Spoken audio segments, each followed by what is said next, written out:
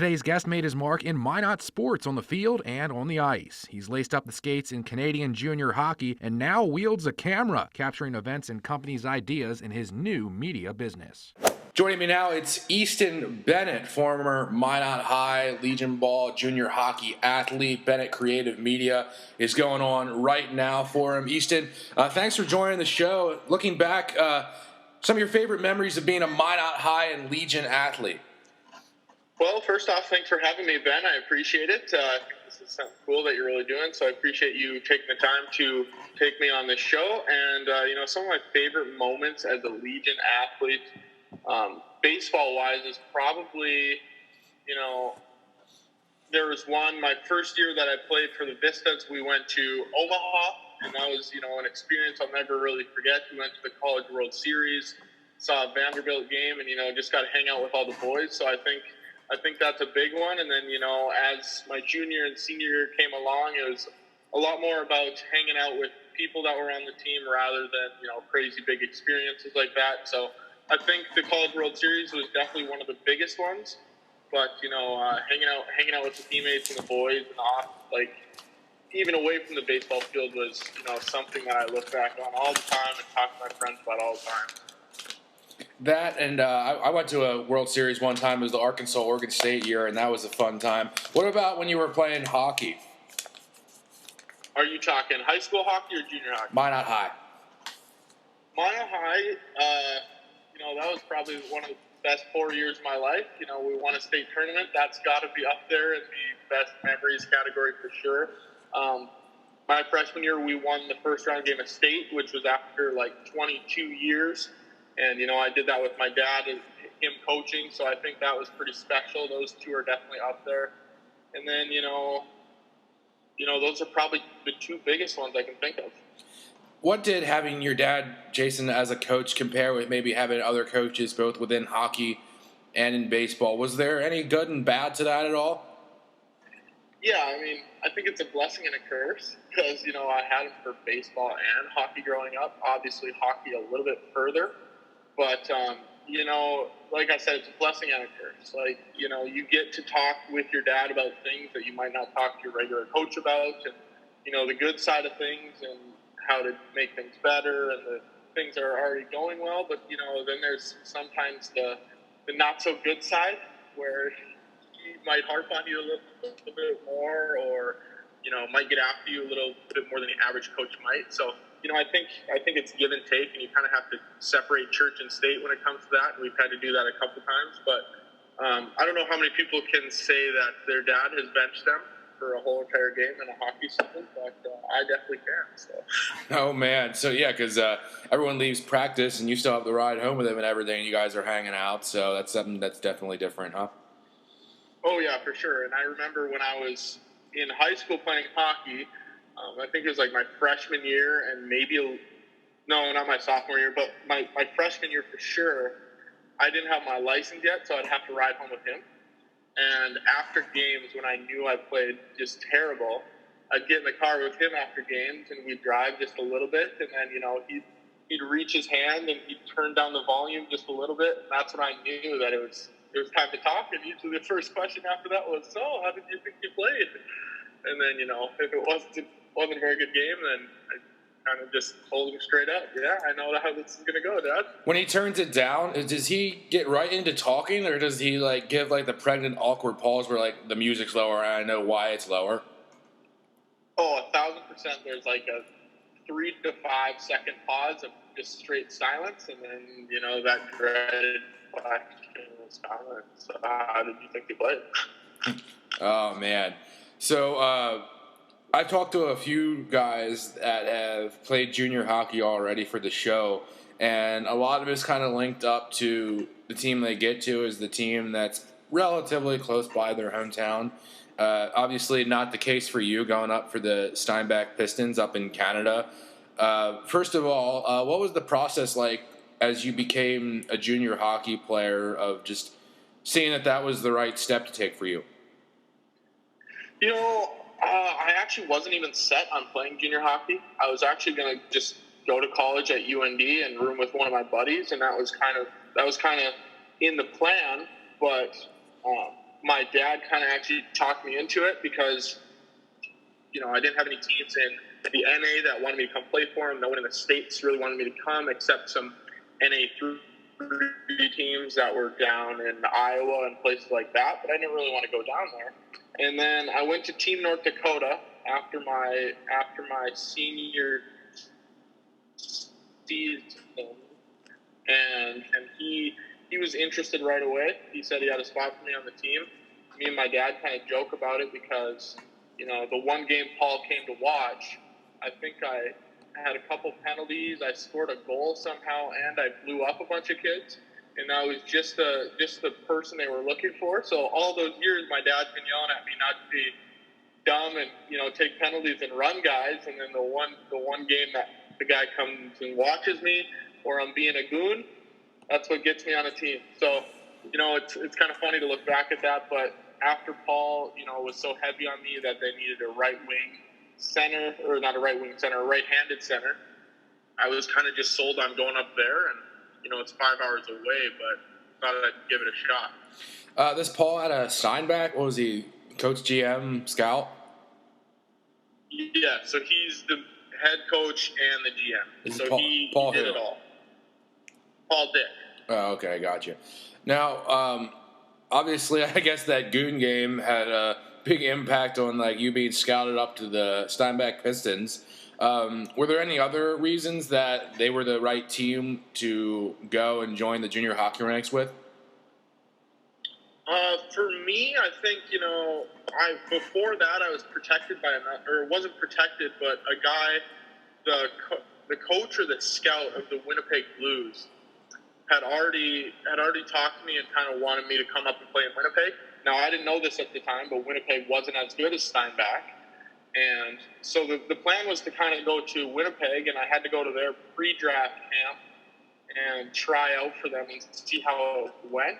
But then Paul came to me and he said that he's like, you don't have to come to pre-draft camp, just come to main camp. You got a spot on the team. Here's your player card. And kind of went from there. So that's kind of when I realized that they were the right fit for me. I think I was going to one of those two teams either way, but Paul coming in and protecting me, putting me on their list, they call it, before Winnipeg did, it really solidified that spot. When you first think of Steinbach versus Winnipeg, did it take a really long time to figure out that Steinbach was the right pick? Because you said Steinbach was the better junior team at the time, and maybe a lot of people that aren't too familiar with that structure would kind of gravitate thinking Winnipeg's the bigger place, shouldn't they be better? Yeah, and I think, for sure when I thought that, Ethan Chaplowski, who I played with in high school, and he was my line mate actually, he was playing up in Winnipeg at the time. So he was actually playing for the Winnipeg Blues, and I was going to go up there and play too, but I wasn't sure if he was going back up there or not. So, I talked to him a little bit, and he said that, Steinbach was really good the year before, and he said that Winnipeg, they were good too. They were middle of the pack. They weren't a top dog.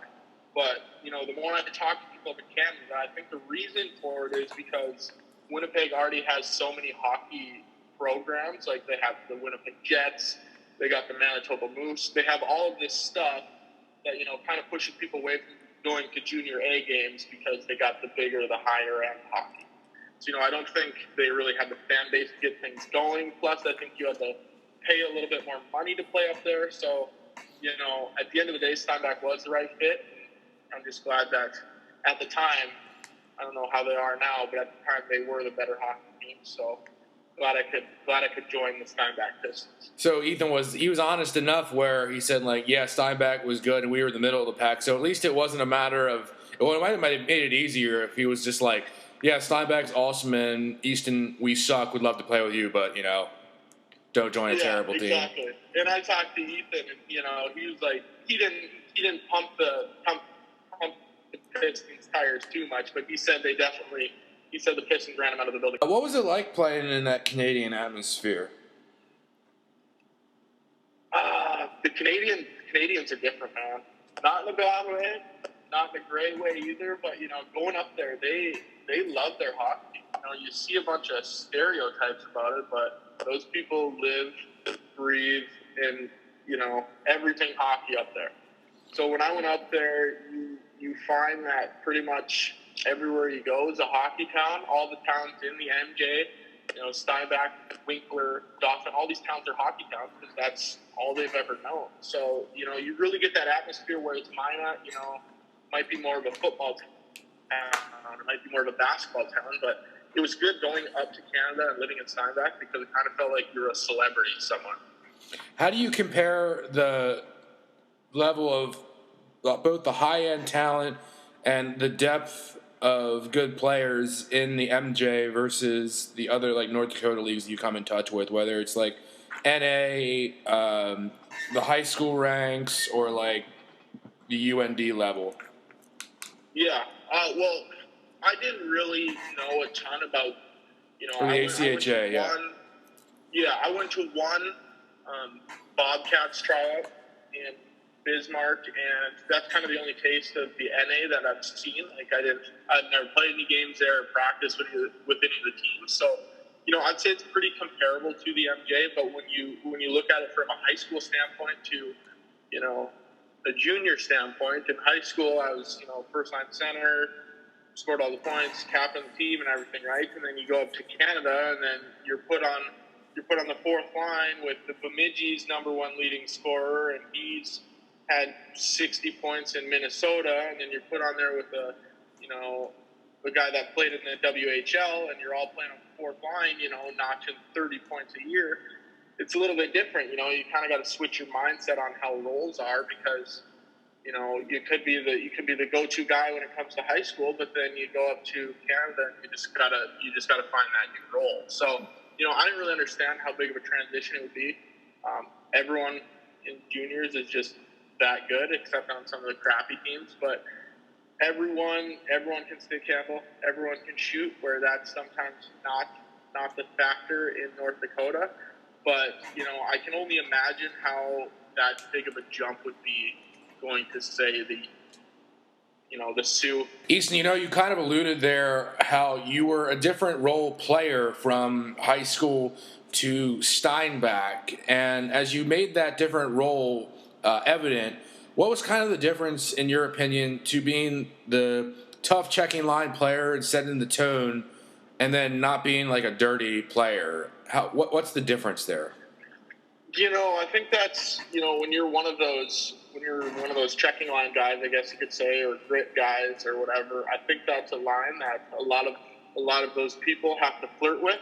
You know, there are times I'm sure I crossed that line more than I should have, and, you know, I heard from it from my coaches. But, you know, you just got to find that mix of, you know, playing clean and finishing your checks, and then not doing anything dirty. I mean, you don't want to spear people. You don't want to hit anyone from behind, and it's never the goal to hurt someone or something like that. But, you know, sometimes people make mistakes. Maybe you catch someone as they're turning and they go into the boards. But, you know, you really just got to flirt with that line and play physical and play aggressive, but also, you know, don't let it get too carried away.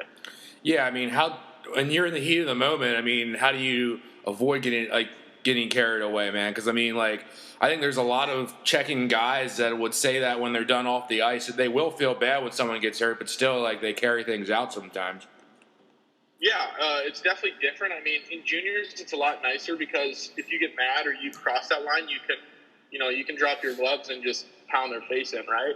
So that was Ideally. one. I was only in 2 junior fights, but, you know, that option was always there. When I went up to Steinbach, I think I fought in like my 4th or 5th game. I think it was even maybe the 3rd game. I fought a guy in Portage in my 3rd game, and then everyone ever since there kind of just thought I was a tough guy.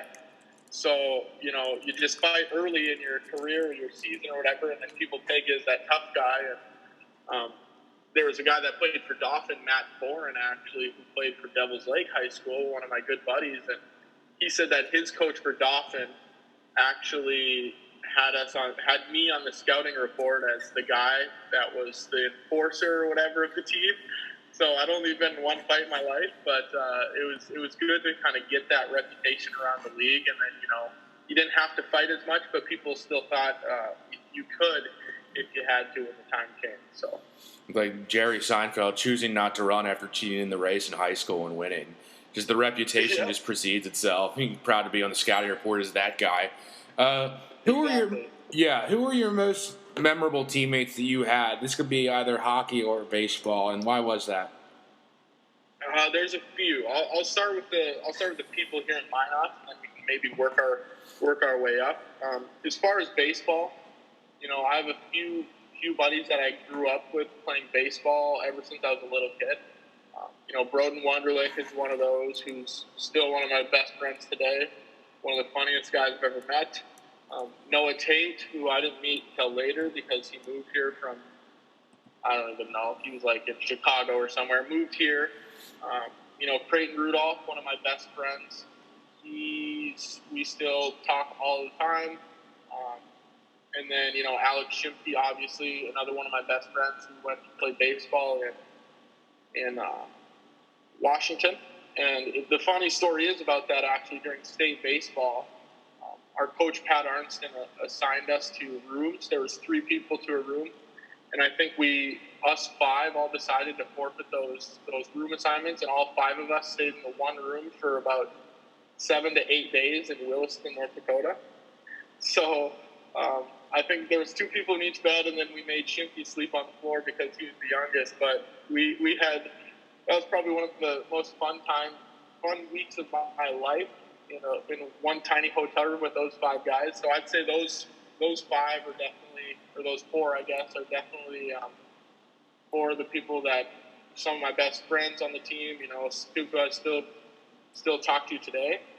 And then, the state championship hockey team, I'll always have a bond with those guys.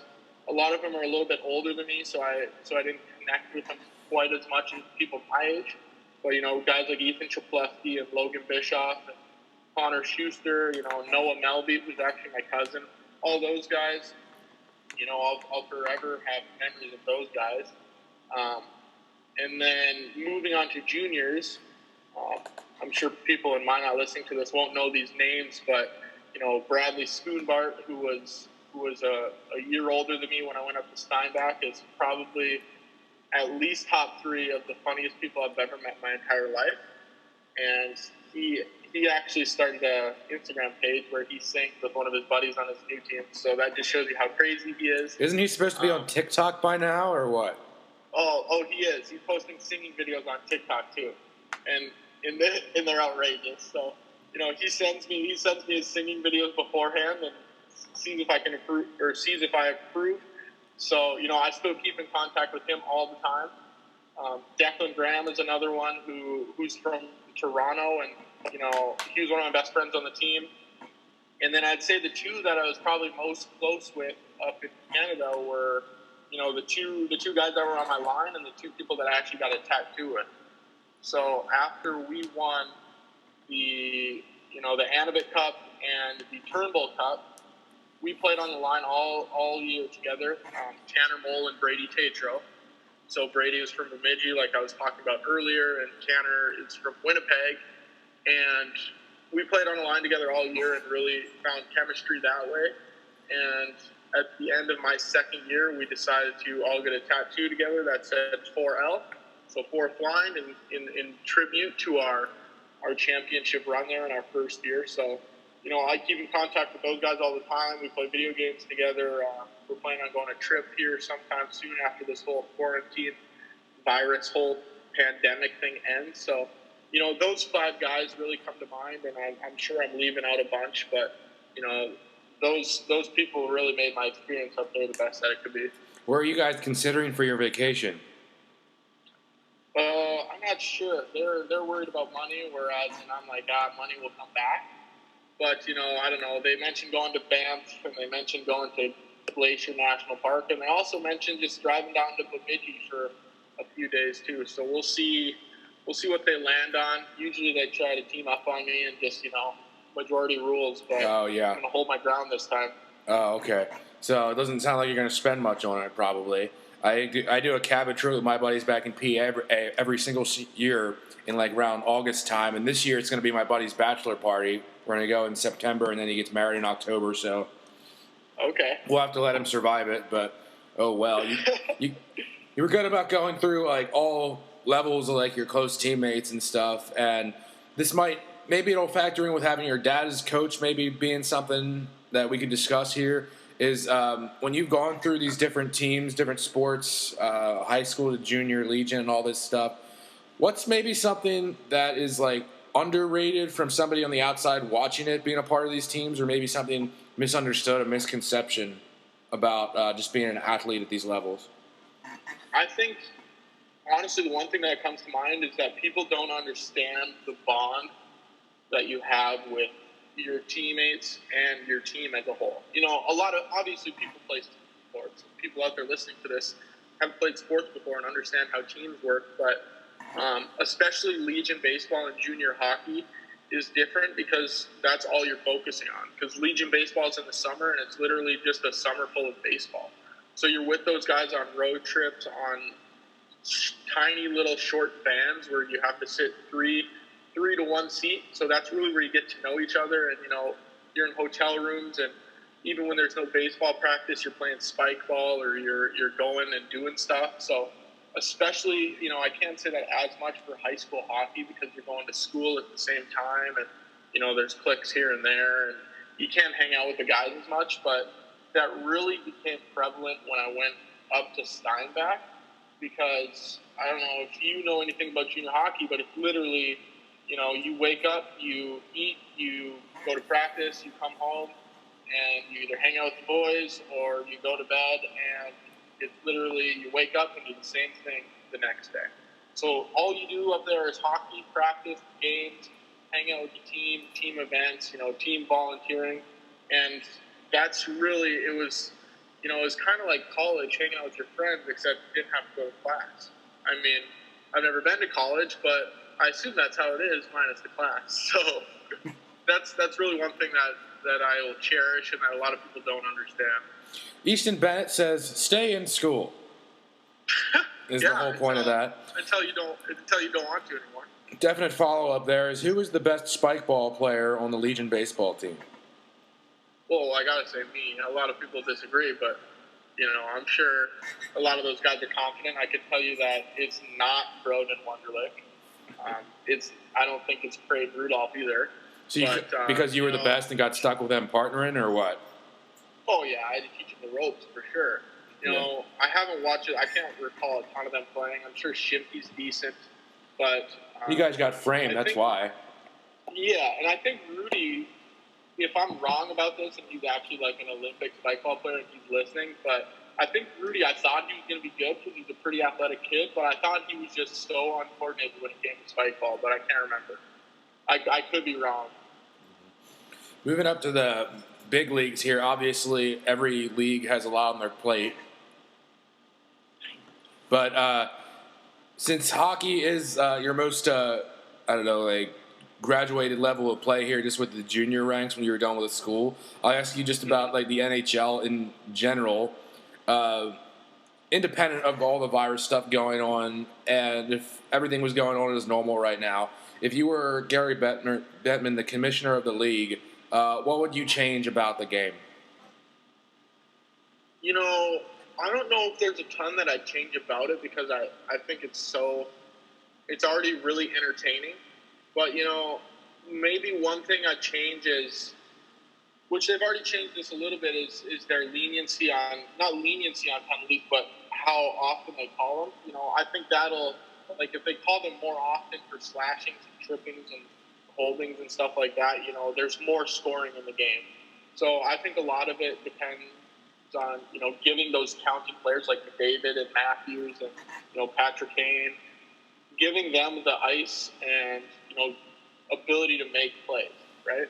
So I don't think there's a ton that I'd change. I would have said 3-on-3 overtime if they hadn't made that change already, but I think 3-on-3 overtime's really been a hit, and I enjoy watching it. And I'm also a really big fan of the shootout. So, I don't know exactly what I'd change. I haven't thought about it a ton, but, maybe one thing is trying to find ways to, give those star players even more space to, score those crazy highlight reel goals.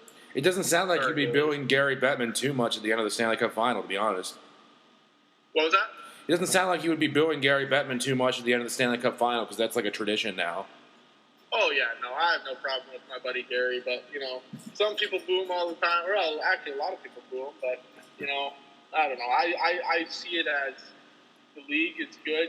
They're scoring a lot of goals, and people say, oh, goalies are getting better, bigger pads. I'm like, well, yeah, these guys are also shooting 108 miles an hour. Like, what do you want them to do? So I think the game's really good where it's at right now, and I got to give props to Gary Bettman.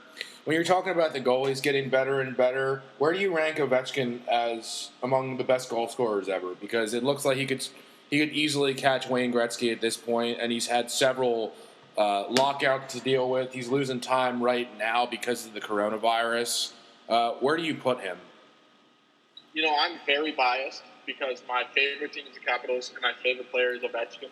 So, in my opinion, in my lifetime of players that I've seen, I think he's the greatest goal scorer of all time. Now, obviously, I'm going to get some backlash from, people like my dad that watch Gretzky and Gordie Howe and Bobby Orr and all these people. Like, I never watched them. I didn't know. But, Ovechkin, I don't know how old he is, but he's still scoring at the same rate he did when he was 18 years old. And granted, that is a lot of one-timers from that little half circle there, but, it's crazy to watch him play. He's been my favorite player ever since, and I just like how he used to blow up guys and score goals when he was younger, and now he's kind of went away from that, just scoring goals. But at the end of the day, when it's all said and done, I think he's going to break Gretzky's record, and then I don't know if you can really argue it, can you? No, I think I like his chances right now. To your point, he's at 34 right now. He lost one full season in his draft year, and you remember how he won the Calder Rookie of the Year right after that. So you could assume that he would have had an awesome season maybe right away there. There was also a 48-game season that he played for another lockout, and now if he could probably, miss like 20-ish games. Yeah, he would be if the NHL goes straight to playoffs right now. He's out 14 games. So if you quick do the math, that's about 100, 82. He's got like 120 games lost, and he's at 706 goals right now in 1,150 games. So I mean, he could be flirting with 800 right now for sure. I think if it wasn't for if he has a 50-goal rookie season because. I believe he already did that. Looking at he went 52, 54 for 106 points as his rookie year. So I mean, pretty easy to say that he would have if you throw in a playoff run in his rookie. Well, Washington probably wasn't good enough. Yeah, Washington definitely wasn't good enough to make the playoffs in his rookie season.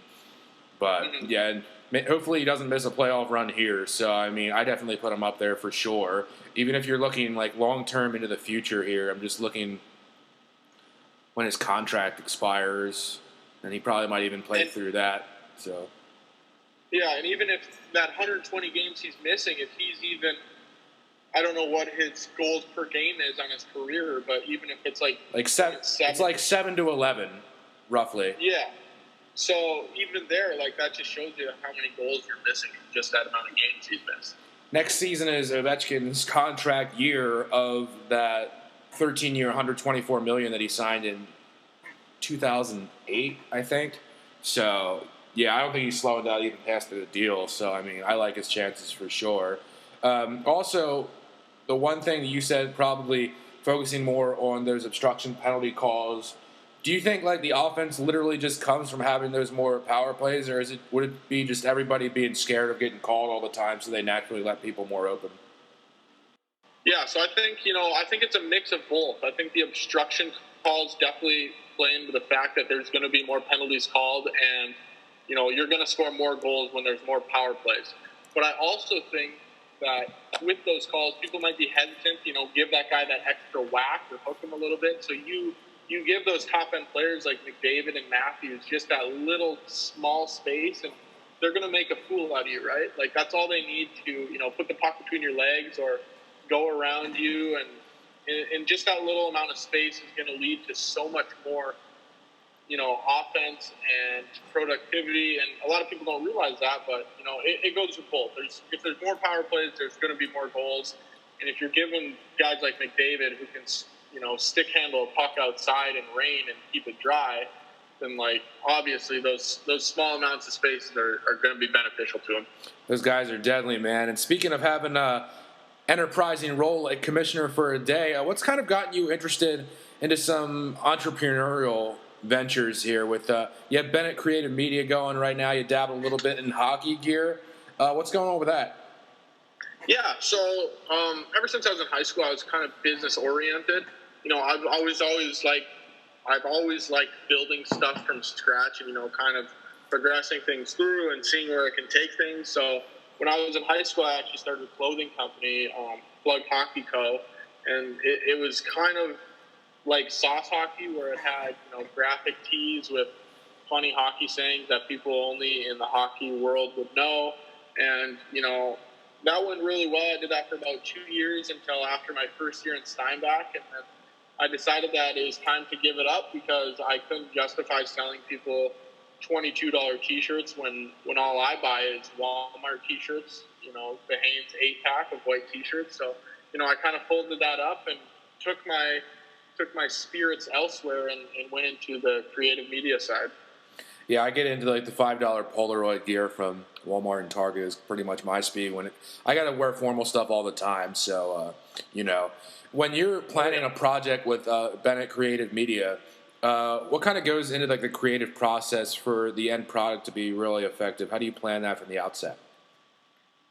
You know, I think every project is different. I try to focus on spending a lot of time in, excuse me, I try to focus a lot on spending more time in pre-production so that the shoot goes smoothly and that the client's vision turns out how they want it to, you know, how they want it to look, how they want it to feel and match their brand. You know, you could go in there with a video idea and talk to the client. They tell you, okay, here's the idea. And then you just show up that day and try to shoot it. But how I like to work is, you know, I like to sit down, have them send me any example videos that they might have. You know, I ask them a list of questions on, you know, what the video is for, where is it going, how do you want it to feel. And, you know, that kind of narrows down what they want in the video, and at the end of the day, that's going to make them happier. So, you know, I sit down, the pre-production process, come up with those questions, come up with a shot list, come up with a script if need be, if they want a voiceover or something, and then, you know, and then I go into the shoot, and I have that ready for me to, you know, get the shots that I need, ask any questions that I need if it's an interview, and that just makes everything go much smoother, makes the client much happier, and then, you know, it's much easier to edit at the end too. What would you say kind of your producing and editing style ends up being? Obviously, like when you are hired for this, you got to cater to your clients a little bit. So, I mean, like, what's kind of the style looking like for that side? Or like if you do a project that's like completely your own thing, what are some like, I don't want to say like tendencies or whatever, maybe that's not the right word, but I mean, what kind of like shows up in the Bennett Creative Media stuff? Yeah, I mean, that's one thing I focus on a lot is how can I differ myself from other people out there that are doing the same thing I am. And, you know, I think I have a couple different styles depending on what type of work I'm doing. If I'm doing YouTube work or like my own Instagram fun little stories, then I try to do more, you know, camera transitions and interesting visual stuff that will keep people entertained because people's, you know, attention spans are so short when it comes to Instagram and Twitter and YouTube and stuff like that. And you know, you'll do cool transitions and spins and graphics and stuff like that. But when it comes to client work, I try to make my videos as cinematic as possible. And that's one word that I've become to, or that I came to hate in the industry is cinematic because everything is cinematic now. But, you know, I want my commercials and my ads and my videos, whatever it might be, to look like they're shot on a Hollywood camera or to look like there's $100,000 budget behind it. So, you know, I focus on getting really smooth shots and really clean images. And, you know, one thing that I think I can differ a little bit from other people around here is, you know, I put in that extra work to give it the, you know, the vibe and the feel when it comes to color grading and, you know, pace of the video depending on the client. So, you know, I just had a client that was a gym and they wanted a video that was, you know, high paced and fast moving. And we shot the whole thing handheld and there was a lot of whipping action and, you know, graphics on screen, and the sound design was, really strong and heavy, and you could hear what was going on. So, I really take the time to make every project the best that it can be and better than the last one, no matter if I'm getting paid $0 or I'm getting paid, $50,000, right? To your point, like, cinematic doesn't really seem like it should be like an adjective on its own. Like, you should just probably just ditch it at cinematography and like describing that, because yeah, pretty much a movie, a project is a cinematic work, and you can't say like make it more so like that. Yeah. And I think, a lot of people base the word cinematic off of, well, they want their video to feel like it's a movie, right?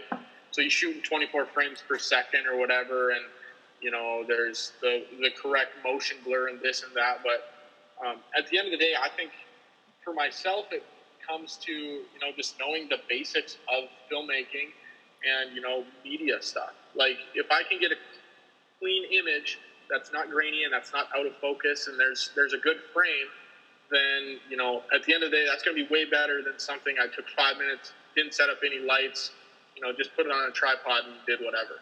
Even so, I mean, like, it almost sounds like cinematic means just good enough in the eyes of whoever defines that.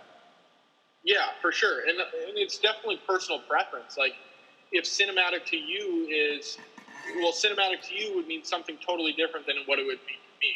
Cinematic to someone might mean big fancy drone shots and, a crane going down the street and shooting through a bottle or something like that. But, for me, it just means putting out the best image possible for that video, whatever it might be. Yeah, like Godfather and Inception are both good movies. They're both cinematic, but they look super different. We've been talking a lot about a wide range of ideas for this, and what you've been able to do with Bennett Creative Media, on corporate stuff, real estate showing type things, sports and events. For obviously, it's a wide range of topics, and naturally, maybe you might have more background and maybe more interest even in certain ones. But as you tackle anything, how do you get invested in it to really buy into what you're doing from one topic to another that could be very different? Yeah, that's something that I've struggled with a little bit here and there, and have had to figure out ways to make that easier. But at the end of the day, the reason I make videos and that I work with clients and bring their image or their vision to life is because I love storytelling. And, that might sound crazy, but, I read a lot of books because I like stories. I watch more movies than probably anyone I really love storytelling. And especially when I'm around my friends, they'll be like, oh, you're lying. And I'm like, no, I'm just storytelling. So, like, at the end of the day, I just like asking the client those questions about what their vision is for the brand and then telling that story. So that's one thing that's helped me get over the curve. And especially with all these different genres that I bounce back and forth in, obviously I lean more towards the sports side of things because I've grown up with that, and the documentary stuff really, really interests me. And, I did that baseball documentary last summer, so I really want to get into more of that documentary side of things, but I think that's a little bit out before we get anything too crazy. But, as for now, I'm just trying to hone those skills for when that time comes. You're referring to the Minot Vistas All Access documentary, and were you kind of drawn to doing that because you've hearkened a lot to just time with the boys and just kind of highlighting that? Like, did somebody reach out to you at all for a good topic, or was this kind of a passion piece for you, man? I think it was a little bit of a passion piece and a portfolio piece. So in my head, I've always wanted to film a full-length movie or documentary of something of some sort, right? So I got a couple of short film scripts that I want to produce, but you have to, you gotta crawl before you can walk, and you got to shoot those smaller things before you can eventually shoot the really big things. So obviously, I love baseball and I love playing for the Vistas, and I really needed some type of portfolio piece that shows I know how to film a documentary like this, that in case someone ever came up with an idea or someone wanted me to film that, I could at least show them this and be like, here is what I've done before. So I think that was really the thought process on it, is I could use it in my portfolio to show people that I can do this. And this was my first year not playing for the Vistas, and I needed a way to get back on the team. Yeah. So, I mean, what if, why is doing a short production first and getting experience with that more important to you, or maybe the right move for you to kind of build towards that long form? Because, like, if you did, like, the Vistas All Access project was something for fun. It was a little more extended with respect to, like, there was more episodes to it. But, I mean, you have your own time, Easton. If you wanted to do it, you could make, like, your own long form thing. Why is this development the right way for you? The main reason I want to go this direction is so I can, the main reason I want to do short stuff before I do, a feature-length documentary or movie is to work out any kinks that I have. So, like, if anything comes up in smaller shoots, it's not as detrimental to if it came up in, a bigger documentary that maybe I was spending a lot more money on to produce. You don't want things to go wrong. So, you want to figure out what works and what doesn't in the smaller stuff. And then once you get to the bigger stuff, you'll have a better idea of how things flow and the right way to do things, rather than just, firing from the hip and saying, oh, well, we'll see if this works. A lot of your projects have looked really good, I'll be honest, from the start here. And obviously, you're still relatively young in your career path of being a creative media person. So with that in mind, I'm just wondering, are a lot of, like, the client connections that you make maybe from people that you know through sports, or how else have you met people for this? Surprisingly, a ton of them aren't through sports, actually. So, I knew some people in Minot, and my network wasn't super extensive, but the mindset that a lot of people have when they go into business, and obviously networking goes to any industry, but the mindset people have is that if it doesn't work right away, I don't want to do it, right? So a lot of people just give up after 4, 5, 6 months. Whereas in my case, I look at it different, that if it takes 8 years to build a successful company where I'm finally happy with, then I got 60 years after that to have that company, But a lot of people, like, I didn't know a ton of people, but you do a couple videos for free here and there, and then if you do a good enough job, people will find out who did that video. Because if you do a good enough job, other people are going to want it, and they're going to say, who did that video? Then it comes back to you, and then that person reaches out to you, and it's just a nice little triangle. And you earn it for sure. And it's kind of relatable a little bit for me in the way that you might have maybe some tough times or a slower time with this at some point, but it kind of proves to you that this is what you want to do, man. I remember, like, before I moved to Minot, I was out of college for like a year and a half looking for a job in a competitive industry, and I took interviews like with like just straight news related or like producing jobs like off air and stuff, and I got like an offer or two, but I turned it down because, like, eventually when you get to that moment, something still tugs at you for what you really want to do, You don't want to make a leap in a wrong direction. Yeah, for sure. And I mean, I think a lot of it is, especially starting your own business or freelancing or whatever you want to call it, there's so much uncertainty. So a lot of people don't like that, right? They'd rather get their regular job and they'd want to go to work from 9 to 5, get their paycheck, and not have to worry about it. Whereas I physically couldn't do that because it would eat at me that I have to do something I don't want to do. Whereas every day I can go to my computer and whatever I feel like doing that day, if I want to edit, maybe it's a YouTube video of me acting stupid, or if I want to edit, a baseball documentary, I can do that. And I think it also helps to have something that you can get better at and actually strive towards, where, if you're an accountant or something, at the end of the day, you just know how to do taxes, right? But filmmaking, it changes all the time. You can always get better, and your videos can always get better. And, it's actually something to grow rather than just staying so stagnant. So even though there is some uncertainty in it, I prefer this much, much more than just the, kind of get through the day type of job, I guess you could say. And accountants are coming through in the clutch for sure. Then, oh yeah, yeah. Well, everyone needs them. Oh, heck yeah! So another project that you've recently been doing, and it only happens for a portion of the year, but there's obviously a lot of planning that goes into it year round, is Dak Jam, the music festival that is just above the MSU Dome here in the late summertime, usually around August time. Obviously, tell us first a little bit about the correspondence that you continue to have with all the event organizers. Yeah, so Tanya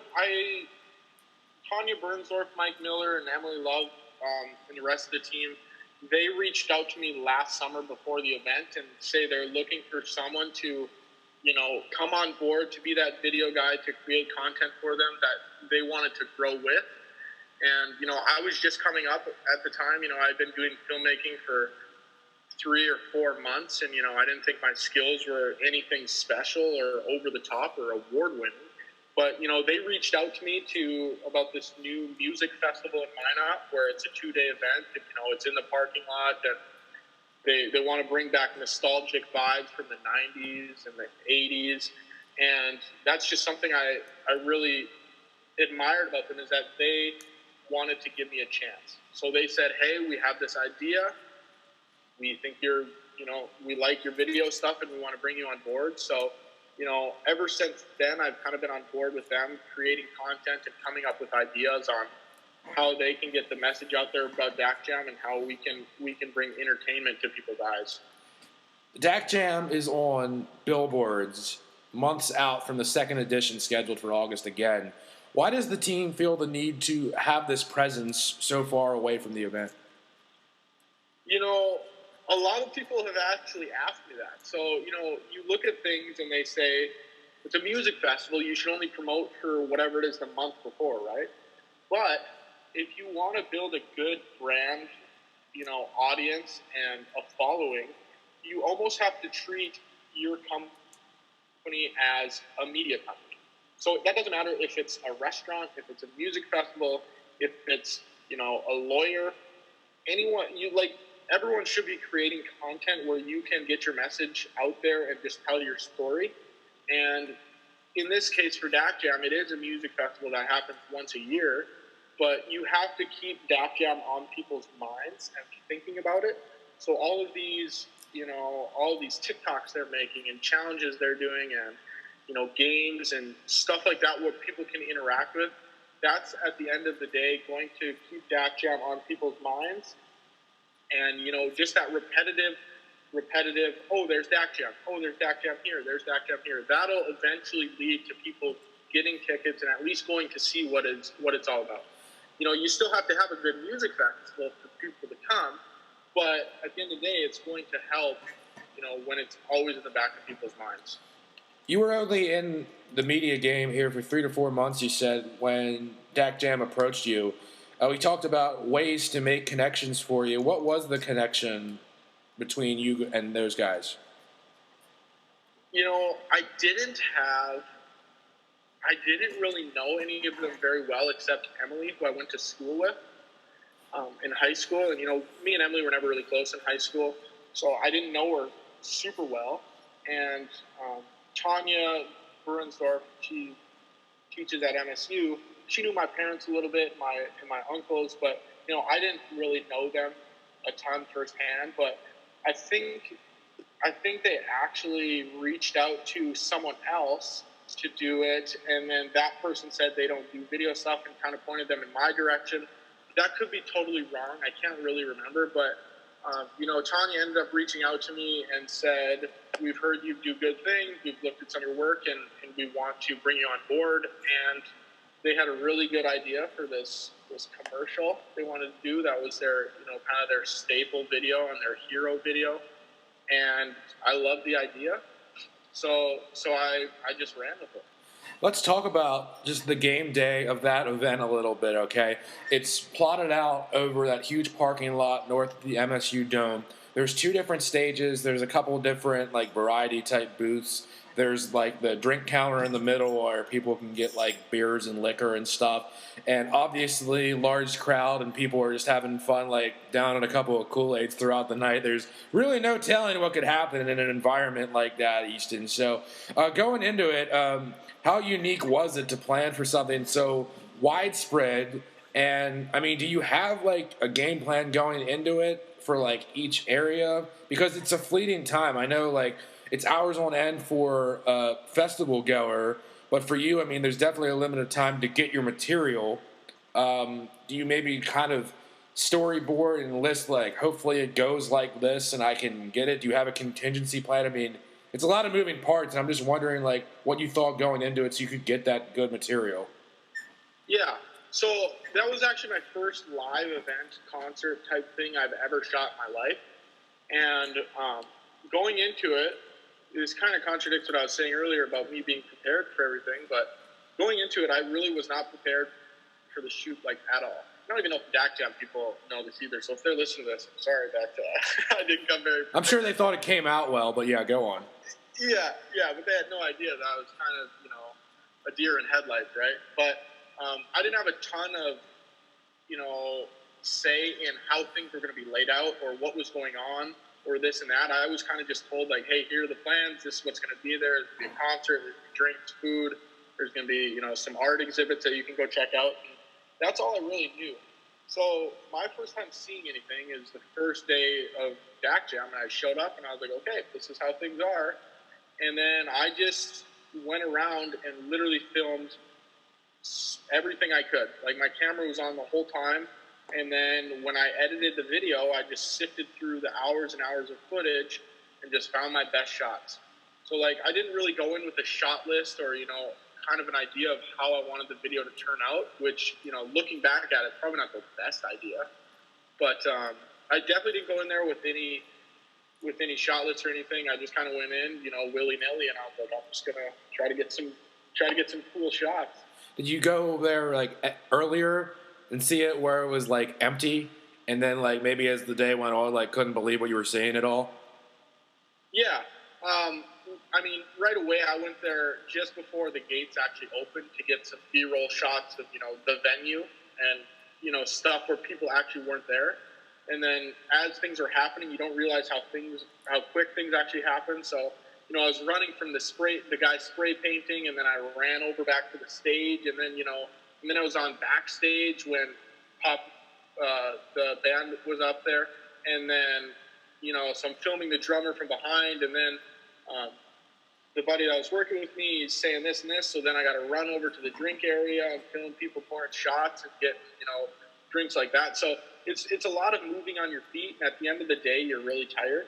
But I didn't realize how much I'd love live events and such, like, because you don't actually have a shot list. You just go in there and you just find the coolest thing, the best looking people, the funnest people, and you just get them on camera.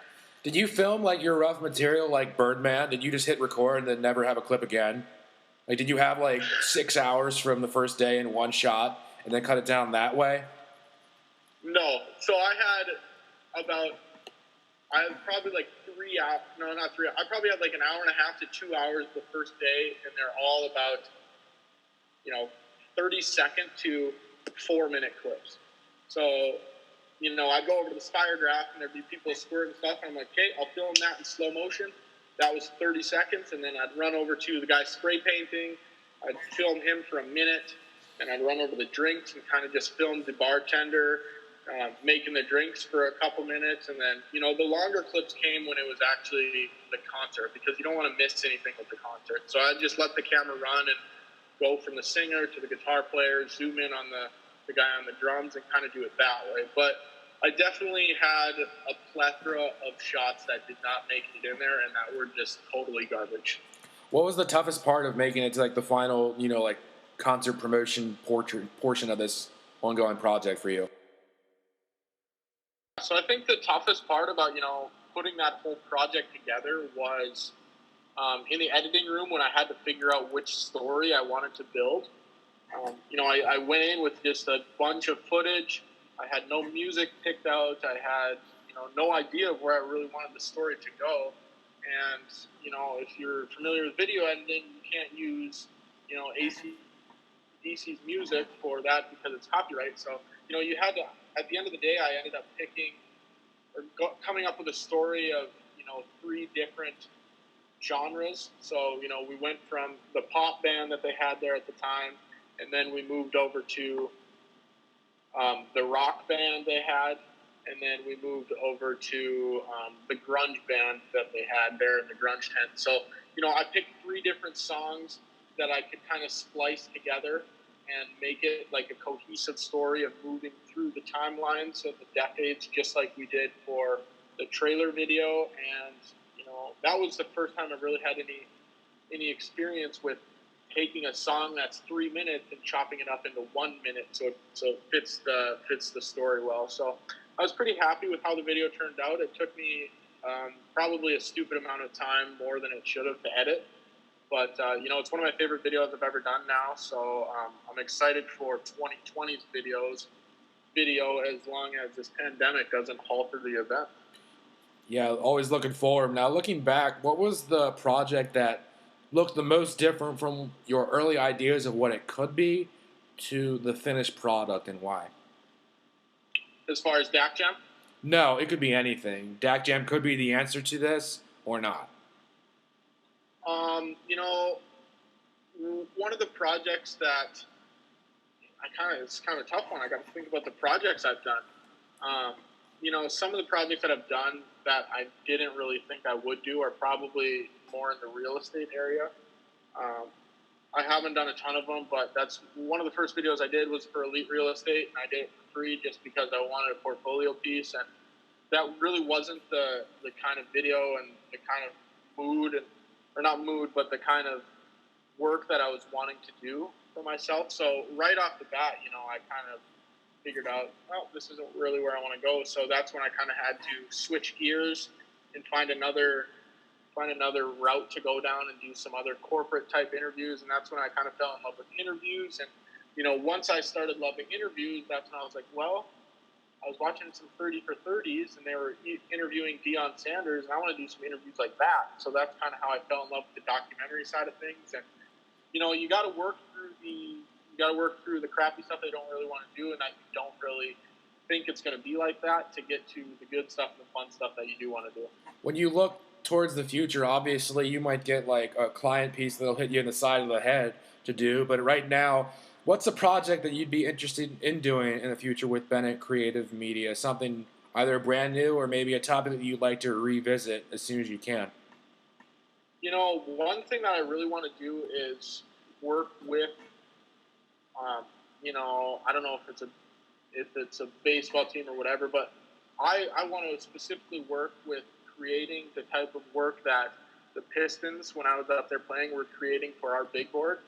So that's kind of where I started to fall in love with the whole cinematic term. We had a guy up there that did all of our video stuff named David Bryan, and he did a bunch of, you know, playoff intro videos that played on the big board before we went out on the ice. And, you know, I've never done it myself, but, you know, I watched the process of him doing it when I was at all the shoots and all the filming of him. I didn't see him edit it, but, you know, one day I'd like to, you know, maybe it's with the Toros or MSU, or maybe it's a bigger program like the Sioux or something, but I want to get into more of that, whereas the only part of it I've actually done is the baseball side of things. So if I could get into the hockey, you know, promo videos or recruiting videos or something like that, that's definitely something I want to try and see if I'm capable of doing.